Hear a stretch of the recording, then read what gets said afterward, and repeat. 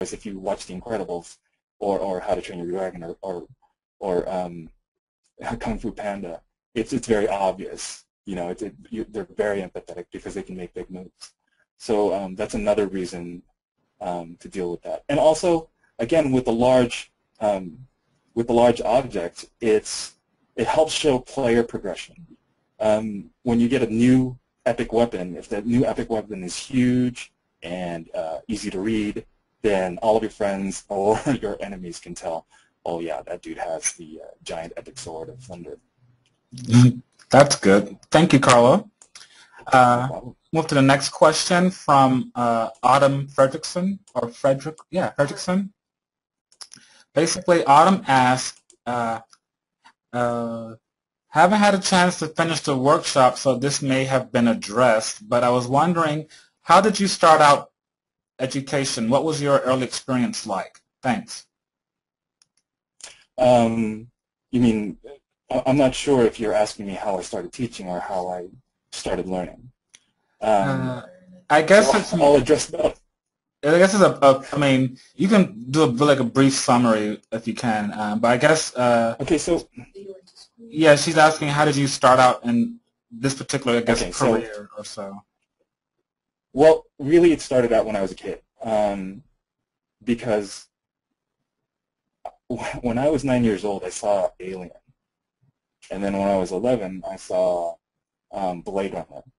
Now, I also, when other people were discussing over Star Wars, she amended the question, but how did you start learning it? I guess. Yeah, this is part of it. This is very, very important. Oh, okay. So, seeing those movies, when everybody else was watching Star Wars over and over again, I was watching these movies over and over again, and I was wondering, how do you do that?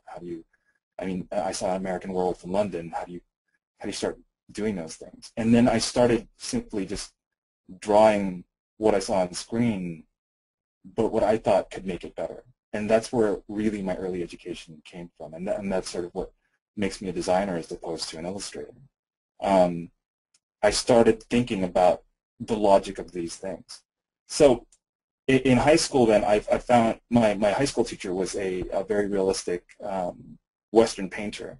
So he was always doing cowboys and Indians and things like that. And, I learned kind of drawing craftsmanship from him.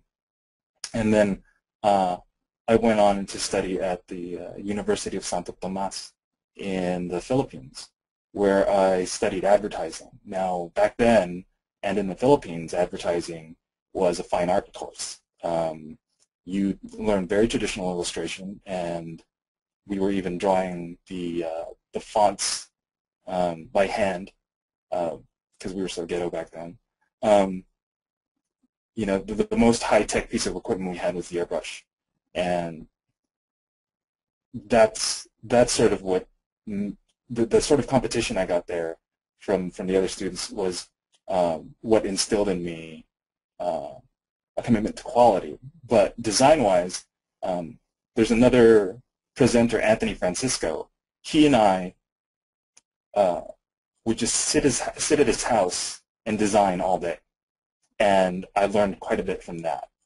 And just us grooving together, we learned our own sort of design sensibility. And then the real education came when I first started working with people like Rick Baker and George Ushel and Carlos Fuente and guys like that, and seeing their work process. That's what really gave me the skills to really design. And before that, I was at this small school that used to be in Pasadena called Associates in Art, and over there I met Mike Butkus, who paints very similarly in the style of Drew Struzan. And then I learned, again, I learned sort of illustrative shortcuts and how to refine my technique. But most of my design stuff came from the constant competition with my friends, and because I was also in a graffiti crew in high school. Another fact about the graffiti crew, most of those guys went on to either become designers in the toy, fashion, or even movie industry. For example, one of them, the youngest guy in our group, Warren Fu, became an art director over at ILM, and he designed General Grievous. Very cool. Okay, so we're going to move on to the next question. This is from Ricardo Velez. He asked, the question is, do you use image references when you are designing the character, animals, or anything?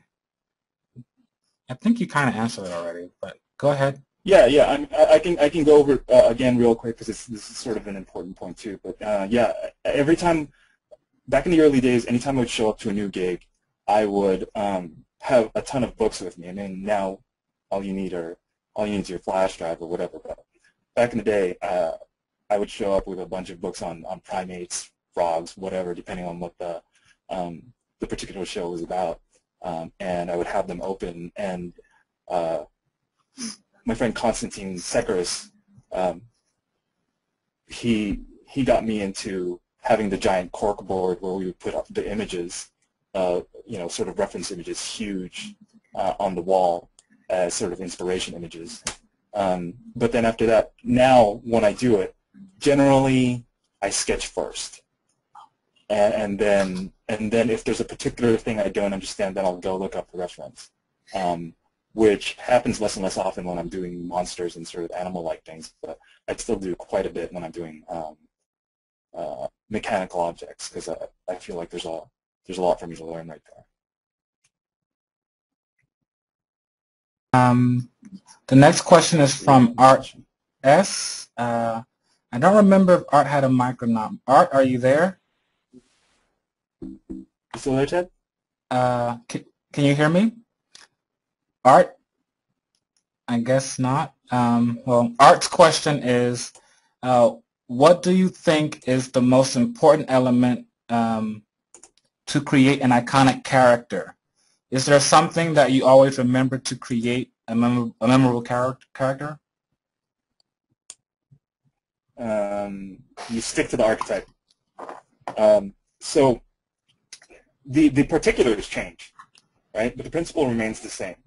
Because sometimes you're going to use, for example, an archetype's, or rather a character's tools in order to convey it. Sometimes it's a scar. Sometimes, and when I say scar, I mean like the characterization. But you're always trying to achieve that something about the character that sums up the one-word sentence that he is. When we think about, again, let's talk about Darth Vader. Darth Vader, the Black Knight. Well, you design that sword. The red side, his red sword of death, is really symbolic of who he is. And it's the same case with Spider-Man. With Spider-Man, it's even more obvious. Spider-Man or Batman, they actually have the symbol on their chest. And when it comes to characterization, if we're talking about, I may have discussed this during the demo, Sagat from Street Fighter, he's got the big scar on his chest, and that symbolizes who he is. Sometimes, like I said, sometimes it's the character's tool. Sometimes it's his haircut. Sometimes it's that overall silhouette. Let's talk about the Xenomorph, or the alien from Aliens. It is the dragon. It is the deep, the monster from the deep. It comes out of the darkness. It's a personification of death, and in many ways, it's a violation. With that creature, they're trying to frighten you. I mean, now we've seen him often enough that he's gotten a little passé, but he's still a brilliant design. He's essentially a death rape machine, and everything about it says that. And in his case, the skeletal body, the skeletal frame, the mouth that's a horribly